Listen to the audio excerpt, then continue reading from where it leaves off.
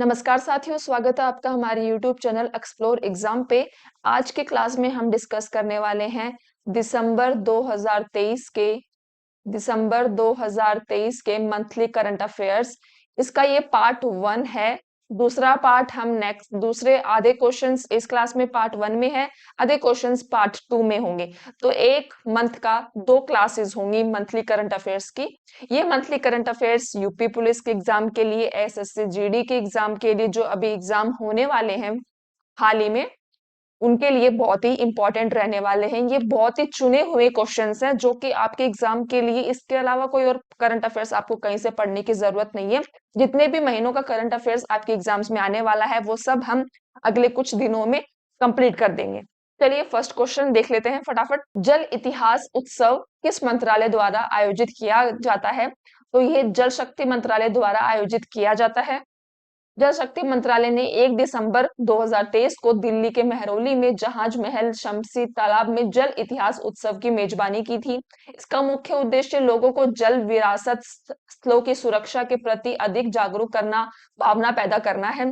इन ऐतिहासिक संरचनाओं का स्वामित्व और पर्यटन तथा जीर्णोद्धार को प्रोत्साहित करने के लिए ये जल शक्ति मंत्रालय द्वारा शुरू किया गया था। जल इतिहास उत्सव। नेक्स्ट क्वेश्चन है, शहरी और आवास मामलों के मंत्रालय द्वारा हाल ही में कौन सा पोर्टल लॉन्च किया गया है? तो ये पोर्टल है एम्पलीफाई 2.0 पोर्टल लॉन्च किया गया था शहरी और आवास मंत्रालय के द्वारा।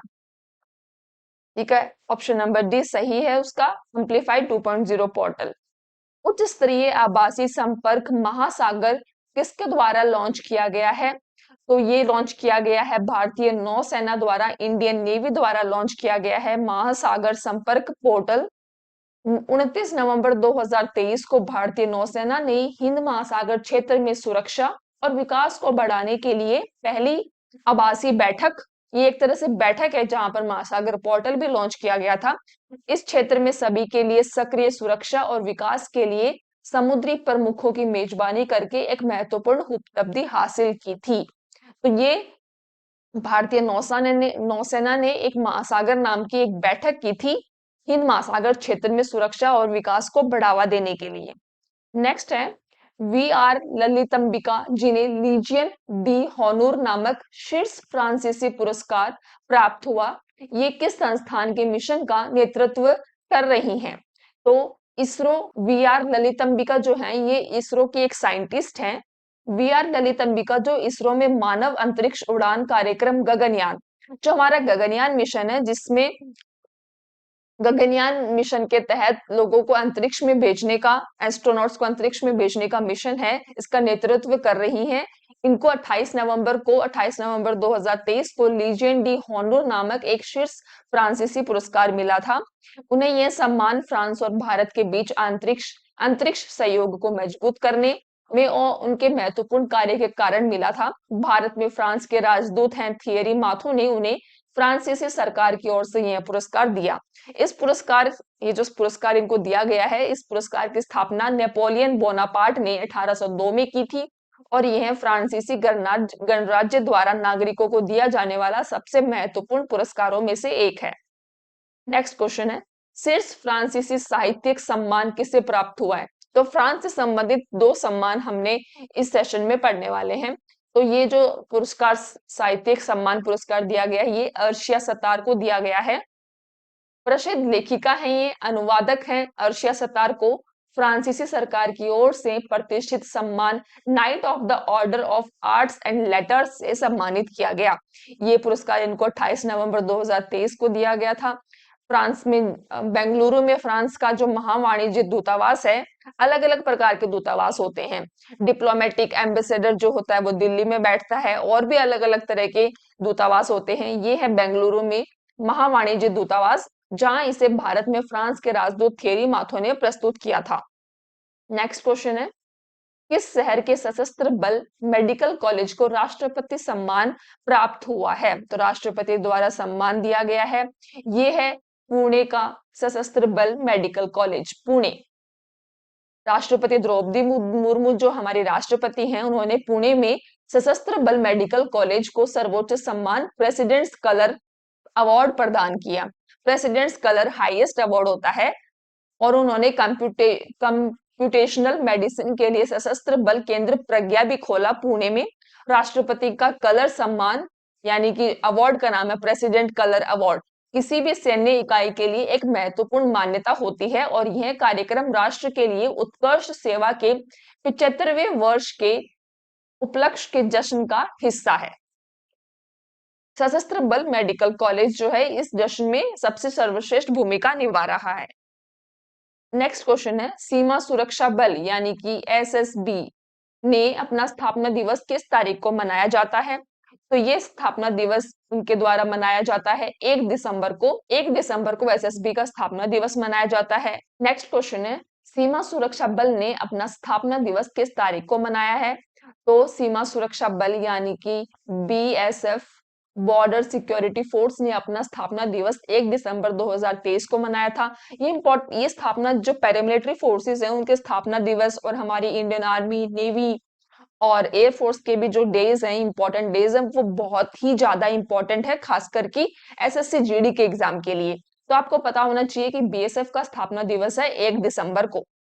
1 दिसंबर को बीएसएफ का स्थापना दिवस मनाया गया। यह दिन बीएसएफ की स्थापना का प्रतीक है, जो 1 दिसंबर 1965 को स्थापित भारत का प्रमुख सीमा रक्षक संगठन है। बीएसएफ, जिसे भारतीय क्षेत्रों के लिए रक्षा की पहली पंक्ति के रूप में जाना जाता है, यह एक अर्धसैनिक बल है यानी कि पहला पैरामिलिट्री फोर्स है। पाकिस्तान और बांग्लादेश के साथ भारत की भूमि सीमाओं की रक्षा करता है बीएसएफ। नेक्स्ट क्वेश्चन है, वेलकम टू पैराडाइज पुस्तक किस व्यक्तित्व द्वारा लिखी गई है?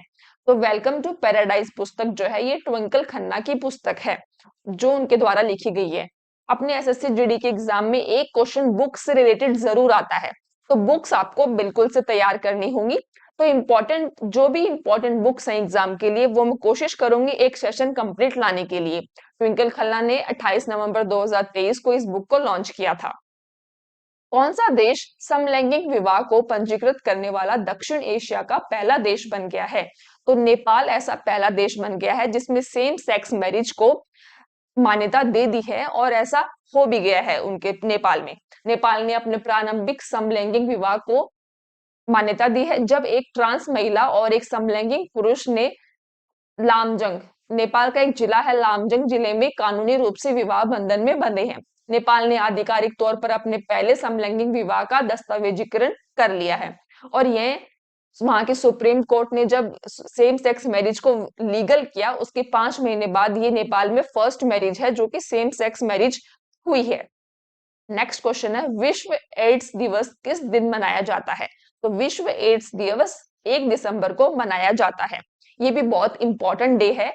इस डे की जो थीम थी 2023 में 1 दिसंबर को मनाया गया था एड्स दिवस, तो इसकी थीम थी लेट कम्युनिटीज लीड। विश्व एड्स दिवस की शुरुआत 1988 में हुई थी। इस वर्ष 2 दिसंबर 2023 में इसकी 35वीं वर्षगांठ है। विश्व स्वास्थ्य संगठन द्वारा और संयुक्त राष्ट्र ने दुनिया भर में एड्स की समस्या पर ध्यान केंद्रित करने और इसे लोगों के ध्यान में लाने के लिए विश्व एड्स दिवस को 1 दिसंबर को मनाया जाता है। विश्व एड्स दिवस महत्वपूर्ण है क्योंकि यह एचआईवी एड्स के बारे में प्रचार प्रसार करने में मदद करता है, लोगों को यह सिखाता है कि यह कैसे फैलता है और इसे रोकने के तरीके क्या है। तो बेसिकली एचआईवी और एड्स बहुत बड़ी बीमारी है, तो इसकी जागरूकता के लिए प्रदान करने के लिए 1 दिसंबर को यह दिवस मनाया जाता है। नेक्स्ट क्वेश्चन है, नागालैंड राज्य दिवस किस दिन मनाया जाता है? तो नागालैंड राज्य दिवस 1 दिसंबर को ही मनाया जाता है। तो देखिए इस सेशन में 1 दिसंबर से रिलेटेड कितने सारे इंपॉर्टेंट डेज हैं। विश्व एड्स दिवस है, बीएसएफ का स्थापना दिवस है, नागालैंड का राज्य दिवस है यानी नागालैंड जिस दिन स्थापित हुआ था वो भी 1 दिसंबर है। नागालैंड ने अपना 61वां राज्य दिवस मनाया है 1 दिसंबर को। 1 दिसंबर 1963 को नागालैंड राज्य की स्थापना हुई थी। फिलहाल नागालैंड के मुख्यमंत्री हैं नेफ्यू रियो, गवर्नर है ला गणेशन और नागालैंड की जो कैपिटल है वो है कोहिमा। नेक्स्ट क्वेश्चन है, भारत का सबसे बड़ा सर्कुलर रेलवे किस भारतीय शहर को मिलने जा रहा है? सर्कुलर रेलवे कहाँ स्थापित होने जा रहा है? तो बेंगलोर में भारत का सबसे बड़ा सर्कुलर रेलवे स्थापित होगा, बनेगा। मीन्स बनेगा। बेंगलुरु के चारों ओर 287 किलोमीटर का तक विस्तार करने वाला और आसपास के प्रमुख शहरों को जोड़ने वाला एक नया सर्कुलर रेलवे भारत का सबसे बड़ा नेटवर्क बनने जा रहा है। इस परियोजना का लक्ष्य क्षेत्र में यातायात की भीड़ को कम करना और कनेक्टिविटी को बढ़ाना है। जैसा कि आपको पता होगा कि बेंगलोर के शहरों में बहुत ज्यादा ट्रैफिक जाम होता है, सुबह से शाम हो जाती है पर आप ट्रैफिक से नहीं निकल पाते। तो बेंगलुरु में बहुत ज्यादा जरूरत है ट्रांसपोर्ट की, तो इसके लिए एक सर्कुलर रेलवे बनाया जा रहा है जिसका 7 करोड़ रुपए का धन आवंटित किया गया है सरकार के द्वारा। नेक्स्ट क्वेश्चन है, वैश्विक आयुर्वेद महोत्सव का कौन सा संस्करण तिरुवनंतपुरम में आयोजित किया गया है? फिफ्थ आयुर्वेद महोत्सव जो है वो तिरुवनंतपुरम में, केरला के तिरुवनंतपुरम में आयोजित किया गया था।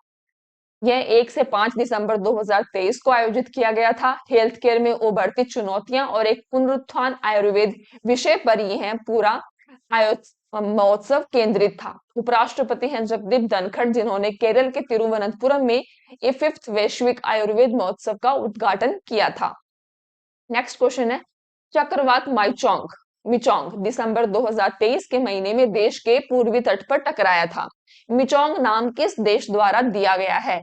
तो मिचोंग, सबसे इंपॉर्टेंट सवाल यही होता है कि कौन सा चक्रवात, कौन सा साइक्लोन किस महीने में आया, और दूसरा सबसे इंपॉर्टेंट क्वेश्चन होता है कि ये नाम किस देश द्वारा दिया गया है।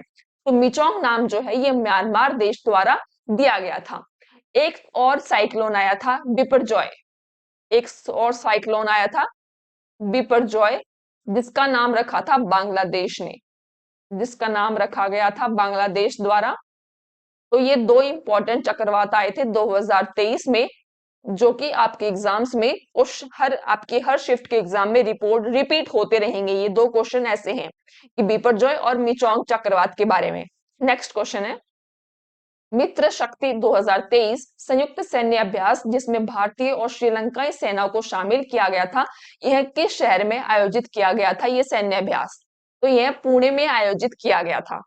मित्र शक्ति 2023 संयुक्त सैन्य अभ्यास जिसमें भारतीय और श्रीलंकाई सेनाओं को शामिल किया गया था, जिसमें भारतीय और श्रीलंकाई सेनाएं शामिल होती हैं, यह पुणे के दक्षिणी कमान विदेशी प्रशिक्षण नोड में आयोजित किया गया था। 12 दिन का यह अभ्यास था जिसका उद्देश्य दोनों सेनाओं को एक दूसरे की रणनीतियों और रणनीति को बेहतर ढंग से समझने में मदद करना था। इस अभ्यास में भारतीय सेना और वायुसेना दोनों के सैनिक थे, जिसमें सेना के विभिन्न हिस्सों को शामिल करते हुए एक मजबूत टीम वर्क का प्रदर्शन दिखाया गया था।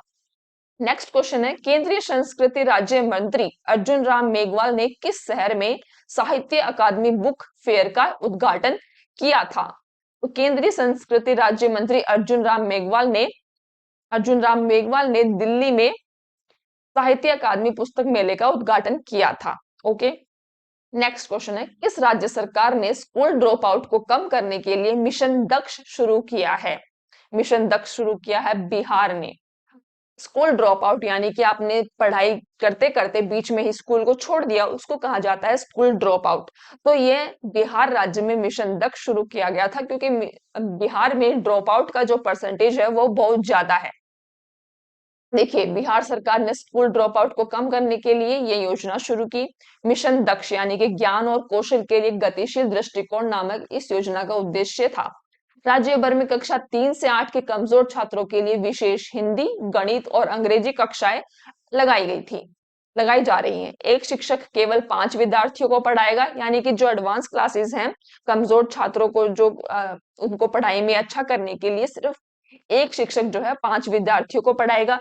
जो हिंदी और अंग्रेजी पढ़ लिख नहीं सकते, बुनियादी गणित में अच्छे नहीं है, उनके लिए यह drop out school drop out को कम करने के लिए मिशन दक्ष शुरू किया गया था। बात करें चीफ मिनिस्टर बिहार के नीतीश कुमार हैं, गवर्नर है राजेंद्र विश्वनाथ अर्लेकर। ठीक है, नेक्स्ट क्वेश्चन है, सबसे इंपॉर्टेंट क्वेश्चन भी है ये, अंगकोर वाट मंदिर दुनिया का 8वां अजूबा बन गया है, यह किस देश में स्थित है? तो यह कंबोडिया में स्थित है। बेसिकली ये एक हिंदू मंदिर है, अंगकोर वाट मंदिर। कंबोडिया के उत्तरी प्रांत में स्थित अंगकोर वाट मंदिर दुनिया का 8वां अजूबा बन गया है। आपको पता हो कि देश दुनिया में फिलहाल 7 ही अजूबे थे, ये 8वां अजूबा बन गया है। हर साल दुनिया भर में लाखों श्रद्धालु अंगकोर वाट मंदिर जाते हैं। यह दुनिया का सबसे बड़ा धार्मिक स्मारक है जिसमें लगभग 1200 वर्ग मीटर की जटिल नक्काशीदार आधार राहतें शामिल हैं। अंगकोर वाट को दुनिया की सबसे बड़ी धार्मिक संरचना होने का गिनीज वर्ल्ड रिकॉर्ड भी हासिल है। अंगकोर वाट का निर्माण 12वीं शताब्दी में खमेर सम्राट सूर्यवर्मन द्वितीय द्वारा एक हिंदू मंदिर के रूप में किया गया था। यह मंदिर भगवान विष्णु को समर्पित है और धीरे धीरे उनके उत्तराधिकारी जयवर्मन सप्तम द्वारा इसे एक प्रमुख बौद्ध मंदिर में दिया गया, जिन्होंने पास में बेयोन का प्रसिद्ध बौद्ध मंदिर भी बनवाया। अंगकोर अपनी 8 भुजाओं वाली विष्णु की मूर्ति के लिए भी प्रसिद्ध है। तो ये कुछ इंपॉर्टेंट फैक्ट्स हैं इस मंदिर के बारे में। बात करें कि कंबोडिया कहाँ है, तो यहाँ पे है अपना प्यारा भारत, यहाँ है इंडिया, यहाँ म्यांमार, और फिर इस तरफ चाइना, वियतनाम, लाओस, थाईलैंड, और यहाँ पे साउथ चाइना सी के पास पड़ता है। ये यहाँ साउथ चाइना सी के पास पड़ता है कंबोडिया। तो यहाँ पे ये 8वां अजूबा बना है। नेक्स्ट क्वेश्चन है, भारतीय अंतरिक्ष अनुसंधान संगठन इसरो ने अपना पहला एक्सपोसैट मिशन लॉन्च किया। एक्सपोसैट मिशन का पूर्ण रूप क्या है, यानी एस्पोसैट। यहाँ पे जो एक्सपोसैट नाम है इसका फुल फॉर्म क्या है, तो इसका फुल फॉर्म है एक्सरे पोलरीमीटर सैटेलाइट। इसका फुल फॉर्म है, जो कि बहुत इंपॉर्टेंट है एग्जाम के लिए। इसरो ने अपना पहला एक्सरे पोलरीमीटर सैटेलाइट लॉन्च किया। मिशन का लक्ष्य था शक्तिशाली एक्सरे स्रोतों के ध्रुवीकरण का पता लगाना। यह दिसंबर महीने में लॉन्च किया गया था। एक्सरे में प्राथमिक पेलोड पोलरीमीटर उपकरण पॉलिक्स बेंगलुरु में रमन रिसर्च इंस्टीट्यूट द्वारा विकसित किया गया है। श्रीहरिकोटा के सतीश धवन अंतरिक्ष केंद्र से ध्रुवीय उपग्रह प्रक्षेपण यान यानी पीएसएलवी, जो हमारा रॉकेट है, पीएसएलवी रॉकेट द्वारा इसे एक्सपोसैट को लॉन्च किया गया था। नेक्स्ट क्वेश्चन है, भारतीय नौसेना दिवस प्रत्येक वर्ष किस दिन मनाया जाता है, तो भारतीय नौसेना दिवस प्रत्येक वर्ष 4 दिसंबर को मनाया जाता है। तो नौसेना दिवस इंडियन नेवी डे 4 दिसंबर को मनाया जाता है। 1971 में भारत पाकिस्तान युद्ध के दौरान कराची हार्बर के खिलाफ भारतीय नौसेना द्वारा शुरू किए गए ऑपरेशन ट्राइडेंट की याद में भारतीय नौसेना 4 दिसंबर को नौसेना दिवस मनाता है। यह ऑपरेशन पाकिस्तान के ऑपरेशन चंगेज खान के जवाब में शुरू किया गया था। जो अपना ऑपरेशन ट्राइडेंट है वो इस ऑपरेशन के खिलाफ शुरू किया गया था, जो पश्चिमी क्षेत्र में एक भारतीय एयरबेस के खिलाफ एक हमला था। यह उन बहादुर सैनिकों को याद करने का भी दिन है जिन्होंने 1971 में भारत पाकिस्तान युद्ध के दौरान अपनी जान गंवा दी थी। तो ये है इंपॉर्टेंट क्वेश्चंस, 20 क्वेश्चंस हैं। नेक्स्ट पार्ट हम कल अपलोड करेंगे। तो ये इंपॉर्टेंट क्वेश्चंस हैं आपके एग्जाम्स के लिए। इसके अलावा आपको कोई और करंट अफेयर का क्वेश्चन पढ़ने की जरूरत नहीं है। According to me they are best questions for your exams. जल्दी मिलते हैं अगली क्लास में। धन्यवाद।